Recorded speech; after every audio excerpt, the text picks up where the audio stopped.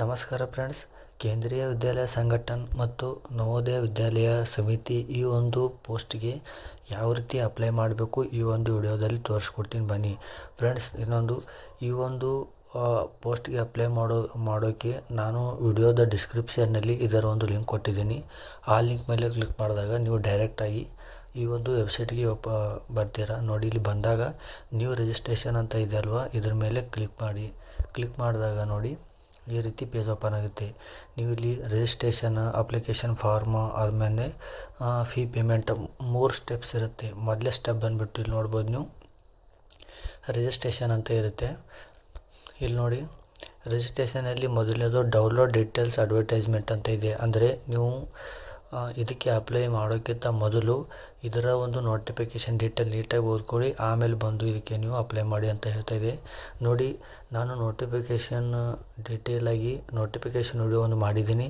ಅದರ ಒಂದು ಲಿಂಕ್ ಕೂಡ ಇದೇ ವಿಡಿಯೋದ ಡಿಸ್ಕ್ರಿಪ್ಷನಲ್ಲಿ ಕೊಟ್ಟಿರ್ತೀನಿ. ನೀವು ಮೊದಲು ಹೋಗಿ ಅದೊಂದು ನೋಟಿಫಿಕೇಷನ್ ಡೀಟೇಲಾಗಿ ನೋಡ್ಕೊಂಡು ಬಂದು ಆಮೇಲೆ ಬಂದು ಈ ಒಂದು ಹುದ್ದೆಗೆ ನೀವು ಅಪ್ಲೈ ಮಾಡಿ.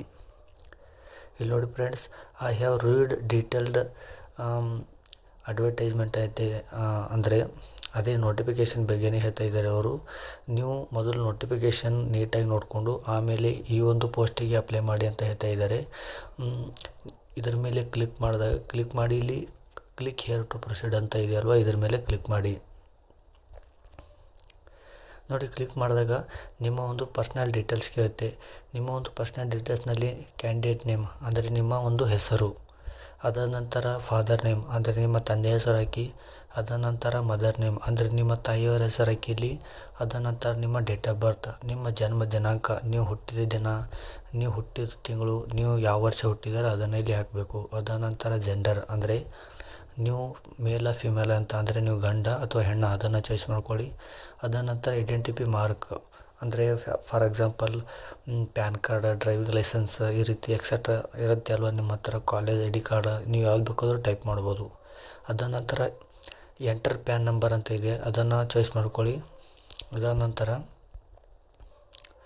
ಕನ್ಫರ್ಮ್ ಪರ್ಸ್ನಲ್ ಡೀಟೇಲ್ಸ್ ಅಂತ ಇದೆ, ಅಂದರೆ ಮತ್ತೊಮ್ಮೆ ಕೇಳುತ್ತೆ ನಿಮ್ಮ ಒಂದು ಕನ್ಫರ್ಮ್ ಕ್ಯಾಂಡಿಡೇಟ್ ನೇಮ್, ಅದಾದ ನಂತರ ಕನ್ಫರ್ಮ್ ಫಾದರ್ ನೇಮ್, ಅದಾದ ನಂತರ ಕನ್ಫರ್ಮ್ ಮದರ್ ನೇಮ್. ಅಂದರೆ 2 ಸಾರಿ ಕೇಳುತ್ತೆ ನಿಮ್ಮ ಹೆಸರು, ನಿಮ್ಮ ತಂದೆಯವರ ಹೆಸರು, ಅದಾದ ನಂತರ ನಿಮ್ಮ ತಾಯಿಯವರ ಹೆಸರು, ಅಂದರೆ ಎಲ್ಲವೂ ಕೂಡ 2 ಸಾರಿ ಕೇಳುತ್ತೆ. ಇದು ರೀಸನ್ ಏನಂದರೆ ನೀವು ಅಪ್ಲಿಕೇಶನ್ ಹಾಕುವಾಗ ತಪ್ಪಾಗಬಾರ್ದು ಅನ್ನೋ ಉದ್ದೇಶದಿಂದ 2 ಸಾರಿ ಕೇಳ್ತಾರೆ. ಇದಾದ ನಂತರ ನಿಮ್ಮ ಒಂದು ಅಡ್ರೆಸ್ ಬಗ್ಗೆ ಕೇಳುತ್ತೆ. ಅಂದರೆ ನಿಮ್ಮ ಫ್ಲ್ಯಾಟ್ ನಂಬರ್ ಆಗಿರ್ಬೋದು, ನೀವು ಇರುವಂಥ ಏರಿಯಾ ಆಗಿರ್ಬೋದು, ಕಂಟ್ರಿ ನಮ್ಮ ಇಂಡಿಯಾನೇ ಹಾಕ್ಕೊಳ್ಳಿ.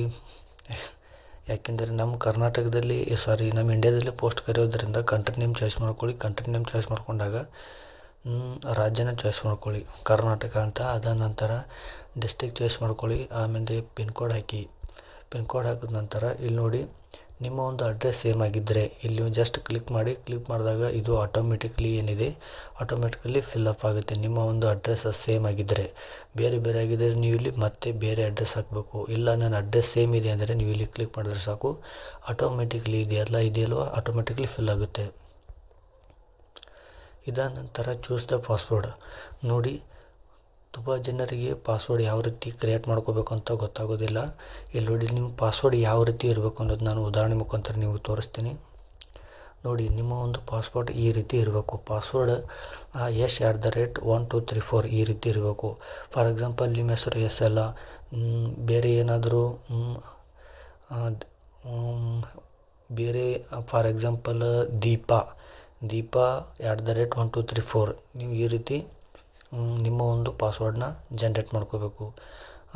ನಿಮ್ಮ ಒಂದು ಪಾಸ್ವರ್ಡ್ ಇಲ್ಲಿ ಹಾಕಿದಾಗ ಇದಾದಮೇಲೆ ನಿಮ್ಮ ಒಂದು ಸೆಕ್ಯೂರಿಟಿ ರೀಸನ್ ಹಾಕಬೇಕು. ಸೆಕ್ಯೂರಿಟಿ ಕ್ವಶನ್ಸ್ ಹಾಕಿದ ನಂತರ ಅದೊಂದು ಸೆಕ್ಯೂರಿಟಿ ಆನ್ಸರ್ ಕೂಡ ನೀವು ಅಲ್ಲಿ ಕ್ಲಿಕ್ ಮಾಡಬೇಕು. ಕ್ಲಿಕ್ ಮಾಡಿದಾಗ ಇಲ್ಲಿ ನೋಡ್ಬೋದು ನೀವು ಕ್ಯಾಪ್ಚಾ ಕೋಡ್ ಹಾಕಿ ಸಬ್ಮಿಟ್ ಮೇಲೆ ಕ್ಲಿಕ್ ಮಾಡಿ.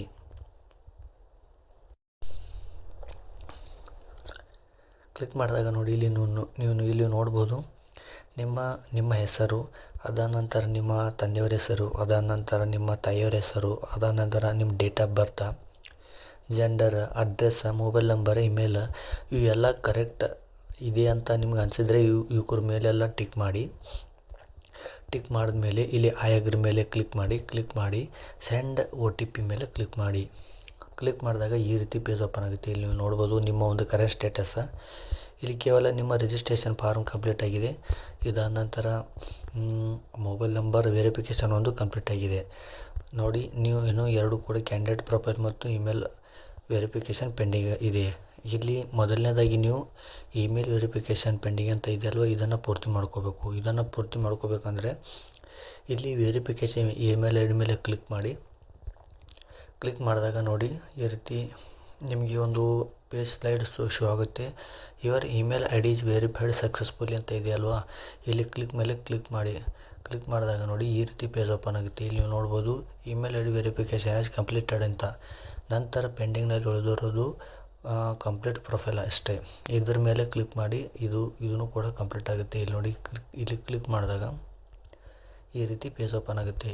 ಇಲ್ಲಿ ಅಪ್ಲಿಕೇಶನ್ ಸ್ಟೇಟಸ್ನಲ್ಲಿ ನೀವು ನಿಮ್ಮ ಪರ್ಸ್ನಲ್ ಡೀಟೇಲ್, ಅದಾದ ನಂತರ ಡಾಕ್ಯುಮೆಂಟ್ ಅಪ್ಲೋಡೇಷನ್ ಮಾಡಬೇಕು. ಅದಾದ ನಂತರ ಪ್ರೊಫೈಲ್ ಸಬ್ಮಿಷನ್ ಮೇಲೆ ಕ್ಲಿಕ್ ಮಾಡಬೇಕು. ನೋಡಿ, ಒಂದೊಂದಾಗಿ ಮೊದಲನೇದಾಗಿ ನಿಮ್ಮ ಒಂದು ಪರ್ಸ್ನಲ್ ಡೀಟೇಲ್ ಮೇಲೆ ಕ್ಲಿಕ್ ಮಾಡಿದಾಗ ಈ ರೀತಿ ಪೇಜ್ ಓಪನ್ ಆಗುತ್ತೆ. ಇದರಲ್ಲಿ ನೀವು ನ್ಯಾಷನಾಲಿಟಿ ಚಾಯ್ಸ್ ಮಾಡ್ಕೊಳ್ಳಿ, ಇಂಡಿಯನ್ ಅಂತ. ಅದಾದ ನಂತರ ಕ್ಯಾಟಗರಿ ನೀವು ಹಿಂದೂನ ಅಥವಾ ಮುಸ್ಲಿಮ ಅಥವಾ ಬೇರೆ ಯಾವುದಾದ್ರೂ ಕಾಸ್ಟ್ ಇದ್ದರೆ ಜನರಲ್, ಅದನ್ನು ಇಲ್ಲಿ ಚಾಯ್ಸ್ ಮಾಡ್ಕೊಳ್ಳಿ. ಅದಾದ ನಂತರ ಕನ್ಫರ್ಮ್ ಕ್ಯಾಟಗರಿ ಅಂತ ಇರುತ್ತೆ. ನಾನು ಇದು ಆಲ್ರೆಡಿ ಹೇಳಿದ್ದೀನಿ, 2 ಸಾರಿ ಕೇಳುತ್ತೆ ಅಂತ. ಅದನ್ನು ನೀವು 2 ಸಾರಿ ಇಲ್ಲಿ ಹಾಕ್ಕೊಳ್ಳಿ. ಅದಾದ ನಂತರ are you person benchmark ಅಂತ ಇದೆ, ನೀವು ನೋ ಇದ್ದರೆ ನೋ ಹಾಕ್ಕೊಳ್ಳಿ, ಎಸ್ ಅಂದರೆ ಎಸ್ ಅಂತ ಹಾಕ್ಕೊಳ್ಳಿ. ನೋಡಿ, ಆಲ್ಮೋಸ್ಟ್ ಇಲ್ಲಿ ನೋನೆ ಅಂತ ಹಾಕ್ಕೊಳ್ಳಿ. ಅದಾದ ನಂತರ ಇಲ್ಲಿ ನೋಡಿ ಡಿಸೇಬಿಲಿಟಿ ಬಗ್ಗೆ ಕೇಳುತ್ತೆ, ನೋನ್ ಅಂತ ಹಾಕ್ಕೊಳ್ಳಿ. ಅದಾದ ನಂತರ ಯು ನೀಡ್ ಎ ಸ್ಕ್ರೈಬ್ ಅಂತ ಇದೆ, ಇಲ್ಲಿನೂ ಕೂಡ ನೋ ಅಂತ ಹಾಕ್ಕೊಳ್ಳಿ. ಇದಾದ ನಂತರ ನೋಡಿ, ಇಲ್ಲಿ ಹಿಡಿದು ಇಲ್ಲಿ ತಾನೇ ನೀವು ಪೂರ್ತಿಯಾಗಿದೆ, ನೀವು ಎಕ್ಸ್ ಸರ್ವಿಸ್ ಮ್ಯಾನ್ ಆಗಿರ್ಬೋದು. ಅದಾದ ನಂತರ are you person benchmark ಅಂತ ಇದೆ, ಎಲ್ಲ ಕೂಡ ನೋ ಅಂತ ಹಾಕ್ಕೊಳ್ಳಿ. ಇದಾದ ನಂತರ ನಿಮಗೆ ಇಲ್ಲಿ ಕೇಳ್ತಾ ಇದೆ ನೋಡಿ, ನಿಮಗೆ do you have 3 years continuous service in central government ಅಂತ ಇದೆ, ಅದನ್ನು ಒಂದು ಚಾಯ್ಸ್ ಮಾಡ್ಕೊಳ್ಳಿ. ಇಲ್ಲಿನೂ ಕೂಡ ನೋ ಅಂತಲೇ ಚಾಯ್ಸ್ ಮಾಡ್ಕೊಳ್ಳಿ. ಇದಾದ ನಂತರ ಇಲ್ಲಿ ನೋಡ್ಬೋದು ನೀವು ಮ್ಯಾರಿಟಲ್ ಸ್ಟೇಟಸ್ ಅಂತ ಇದೆ. ನಿಮ್ಗೆ ಏನಾದರೂ ಮದುವೆ ಆಗಿದ್ದರೆ ಎಸ್ ಅಂತ ಹಾಕ್ಕೊಳ್ಳಿ, ಇಲ್ಲ ಸಿಂಗಲ್ ಆಗಿದ್ರೆ ಅಂದರೆ ಸಿಂಗಲ್ ಅಂತ ಚಾಯ್ಸ್ ಮಾಡ್ಕೊಳ್ಳಿ. ಅದಾದ ನಂತರ where you serving as FCSA on ಅಂತ ಇದೆಯಲ್ಲ, ಇದು ನಾಟ್ ಅಪ್ಲಿಕೇಬಲ್ ಅಂತ ಚಾಯ್ಸ್ ಮಾಡ್ಕೊಳ್ಳಿ. ಅದಾದ ನಂತರ ವಿಸಿಬಿಲಿಟಿ ಐಡೆಂಟಿಫಿಕೇಷನ್ ಮಾರ್ಕ್ಸ್, ನಿಮ್ಗೆ ಏನಾದರೂ ಮುಖದ ಮೇಲೆ ಏನಾದರೂ ಗಾಯ ಇದ್ದರೆ ಅಥವಾ ನಿಮ್ಮ ಕೈ ಮೇಲೆ ನಿಮ್ಮ ಕಾಲಿನ ಮೇಲೆ ಏನಾದರೂ ಗಾಯ ಇದ್ದರೆ ಅದನ್ನು ನೀವು ಇಲ್ಲಿ ಮಾರ್ಕ್ ಮಾಡಬೇಕು. ಇಲ್ಲ ನನಗೆ ಯಾವುದೇ ಥರದ ಮಾರ್ಕ್ಗಳಿಲ್ಲ ಅಂದರೆ ನೋ ಮಾರ್ಕ್ ಅಂತ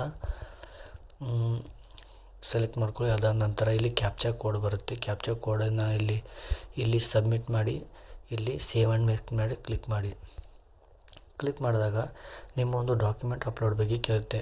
ಅದರಲ್ಲಿ ನಿಮ್ಮ ಒಂದು ಫೋಟೋಗ್ರಾಫ್ ಇಲ್ಲಿ ಅಪ್ಲೋಡ್ ಮಾಡಬೇಕು. ಫೋಟೋಗ್ರಾಫ್ ಅಪ್ಲೋಡ್ ಮಾಡಿದ ನಂತರ ನಿಮ್ಮ ಒಂದು ಸಿಗ್ನೇಚರ್ ಕೂಡ ಇಲ್ಲಿ ಅಪ್ಲೋಡ್ ಮಾಡಬೇಕು. ಇಲ್ಲಿ ನೀವು ಗಮನಿಸಬೇಕು, ನಿಮ್ಮ ಒಂದು ಫೋಟೋಗ್ರಾಫ್ ಏನಿದೆಯಲ್ವ, ಅದು ಮ್ಯಾಕ್ಸಿಮಮ್ ಇಲ್ಲಿ ಕೊಟ್ಟಿದ್ದಾರೆ ನೋಡಿ, ಮ್ಯಾಕ್ಸಿಮಮ್ 200 KB ತನಕ ಮಾತ್ರ ಅವಕಾಶ ಕೊಟ್ಟಿದ್ದಾರೆ.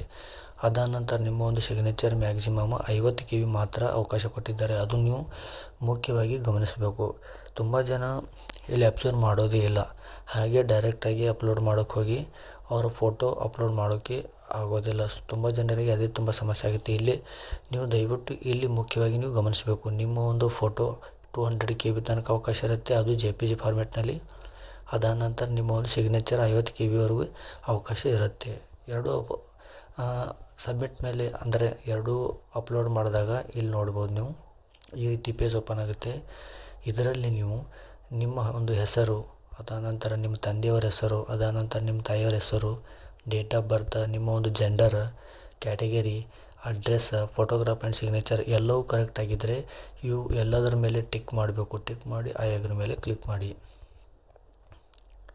ನೋಡಿ, ಐ ಅಗ್ರಿ ಮೇಲೆ ಕ್ಲಿಕ್ ಮಾಡಿದಾಗ ನಿಮ್ಮ ಒಂದು ಕರೆಂಟ್ ಸ್ಟೇಟಸ್ ಏನಿದೆಯಲ್ಲ ಒಟ್ಟು ಕಂಪ್ಲೀಟ್ ಆಗುತ್ತೆ. ಕಂಪ್ಲೀಟ್ ಆದಾಗ ನೀವು ಕೆಳಗೆ ಸ್ಕ್ರೋಲ್ ಮಾಡಿದ್ಮೇಲೆ ಇಲ್ಲಿ ನೋಡಿ, ಇಲ್ಲಿ ಅಪ್ಲೈ ನೋ ಮೇಲೆ ಕ್ಲಿಕ್ ಮಾಡಿ. ಅಪ್ಲೈ ನೋ ಮೇಲೆ ಕ್ಲಿಕ್ ಮಾಡಿದಾಗ ನೋಡಿ ಈ ರೀತಿ ಪೇಜ್ ಓಪನ್ ಆಗುತ್ತೆ. ನೀವು ಇಲ್ಲಿ ಯಾವ ಒಂದು ಪೋಸ್ಟಿಗೆ ಅಪ್ಲೈ ಮಾಡ್ತೀರಾ ಅದು ನಿಮ್ಮ ಇಷ್ಟ. ಇಲ್ಲಿ ನೋಡ್ಬೋದು ನೀವು ಪ್ರಿನ್ಸಿಪಲ್ ಆ್ಯಂಡ್ ವೈಸ್ ಪ್ರಿನ್ಸಿಪಲ್ ಅಂತ ಇದೆ. ಅದಾದ ನಂತರ ನಾನ್ ಟೀಚಿಂಗ್ ಪೋಸ್ಟ್ ಇದೆ. ಅದಾದ ನಂತರ ಪೋಸ್ಟ್ ಗ್ರ್ಯಾಜುಯೇಟ್ ಟೀಚರ್ಸ್ ಒಂದು ಹುದ್ದೆಗಳಿದೆ. ಅದಾದ ನಂತರ ಟ್ರೈನಡ್ ಗ್ರ್ಯಾಜುಯೇಟ್ ಟೀಚರ್ಸ್ ಅದರ ಬಗ್ಗೆ ವೇಕೆನ್ಸಿ ಇದೆ. ಅದಾದ ನಂತರ ಇಲ್ಲಿ ಪ್ರೈಮರಿ ಟೀಚರ್ಸ್ ಬಗ್ಗೆ ಇದೆ.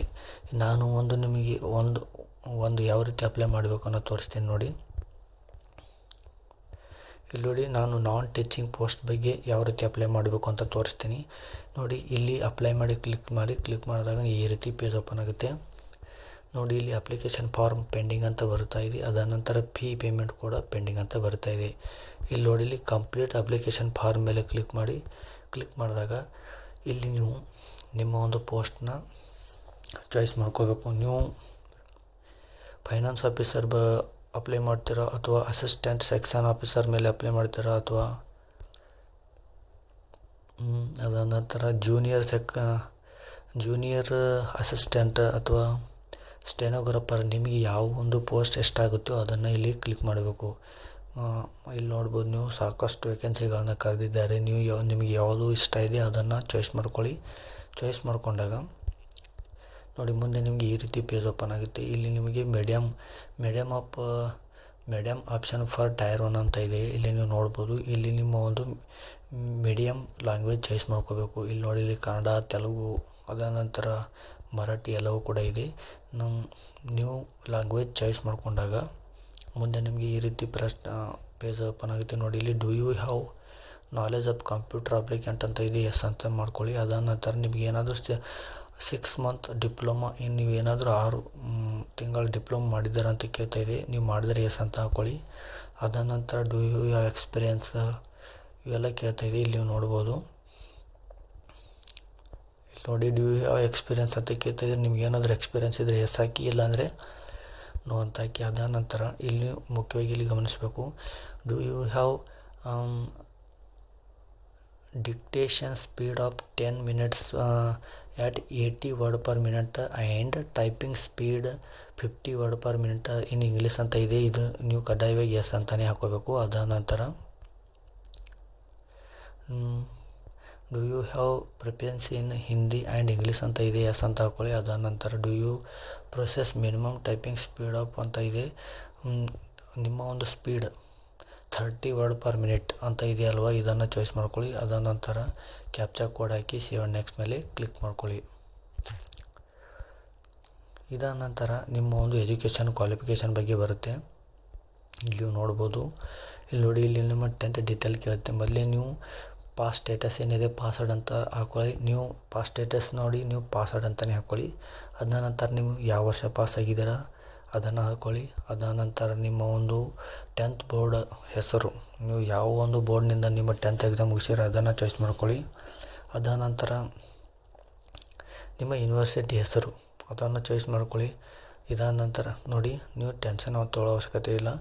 ನಿಮ್ಮ ಒಂದು 10th ಸರ್ಟಿಫಿಕೇಟ್ ಮೇಲೆ ಇದೇ ರೀತಿ ಯೂನಿವರ್ಸಿಟಿ ಅಥವಾ ಬೋರ್ಡ್ ನೇಮ್ ಸೇಮ್ ಇದೇ ರೀತಿ ಬರೆದಿರ್ತಾರೆ. ಜಸ್ಟ್ ನೀವು ಅಲ್ಲಿ ನೋಡಿ, ಇಲ್ಲಿ ನೀವು ಹಾಕಬೇಕು. ಇದಾದ ನಂತರ ನಿಮ್ಮ ಒಂದು 10th ಎಕ್ಸಾಮ್ನಲ್ಲಿ ಟೋಟಲ್ ಎಷ್ಟು ಮಾರ್ಕ್ಸ್ ಇದೆ ಅದನ್ನು ಇಲ್ಲಿ ಹಾಕಿ. 10th ಸರ್ಟಿಫಿಕೇಟ್ ಮೇಲೆ ಕ್ಲಿಯರಾಗಿ ಬರೆದಿರ್ತಾರೆ. ನೀವು ಏನು ಗಾಬರಿ ಆಗೋ ಅವಶ್ಯಕತೆ ಇಲ್ಲ, ನೀಟಾಗಿ ನೋಡಿ ಹಾಕಿ. ಅದಾದ ನಂತರ ನೀವು ಎಷ್ಟು ಮಾರ್ಕ್ಸ್ ತೊಗೊಂಡಿದ್ದೀರ 10th ಎಕ್ಸಾಮ್ನಲ್ಲಿ ಅದನ್ನು ಹಾಕಿ. ಅದಾದ ನಂತರ ನೀವು 10th ಎಕ್ಸಾಮ್ನಲ್ಲಿ ನಿಮ್ಮ ಒಂದು ಪರ್ಸೆಂಟೇಜ್ ಎಷ್ಟಾಗಿದೆ ಅದನ್ನು ಇಲ್ಲಿ ಫಿಲಪ್ ಮಾಡಿ. ನೋಡಿ, ಸೇಮ್ ಇಲ್ಲಿ 12th ಎಕ್ಸಾಮ್ ಬಗ್ಗೆಯೂ ಸೇಮ್ ಅದೇ ರೀತಿ ಇದೆ. ಇಲ್ಲಿ ನೋಡ್ಬೋದು. ಪಾಸ್ ಸ್ಟೇಟಸ್ ಪಾಸ್ವರ್ಡ್ ಅಂತ ಹಾಕ್ಕೊಳ್ಳಿ. ನೀವು ಯಾವ ವರ್ಷ ಪಾಸ್ ಆಗಿದ್ದಾರೆ ಅದನ್ನು ಹಾಕ್ಕೊಳ್ಳಿ. ಅದಾದ ನಂತರ ನಿಮ್ಮ ಒಂದು ಯೂನಿವರ್ಸಿಟಿ ಬೋರ್ಡ್ ನೇಮ್ ಹಾಕ್ಕೊಳ್ಳಿ. ಅದಾದ ನಂತರ ರಿಸಲ್ಟ್ ಮೋಡ್ ಏನಿದೆ ಅದನ್ನು ಹಾಕಿ. ಅದಾದ ನಂತರ ನಿಮ್ಮ ಒಂದು ಗ್ರ್ಯಾಜುಯೇಷನ್ ಲೆವೆಲ್ ಬಗ್ಗೆ ಕೇಳುತ್ತೆ ನೋಡಿ. ಇಲ್ಲಿ ಕೂಡ ನೀವು ಯಾವ ಪಾಸ್ವರ್ಡ್ ಅಂತ ಇಲ್ಲಿ ನೀವು ಚಾಯ್ಸ್ ಮಾಡ್ಕೋಬೇಕು. ನೀವು ಯಾವ ವರ್ಷ ಪಾಸ್ ಆಗಿದ್ದಾರೆ ಅದನ್ನು ಹಾಕಿ. ಅದಾದ ನಂತರ ನಿಮ್ಮ ಕೋರ್ಸ್ ನೇಮ್ ಹಾಕಿ. ಅದಾದ ನಂತರ ನಿಮ್ಮ ಯೂನಿವರ್ಸಿಟಿ ನೇಮ್ ಹಾಕಿ. ಅದಾದ ನಂತರ ರಿಸಲ್ಟ್ ಮೋಡ್, ನೀವು ನಿಮ್ಮ ರಿಸಲ್ಟ್ ಮೋಡ್ ಚಾಯ್ಸ್ ಮಾಡ್ಕೊಳ್ಳಿ.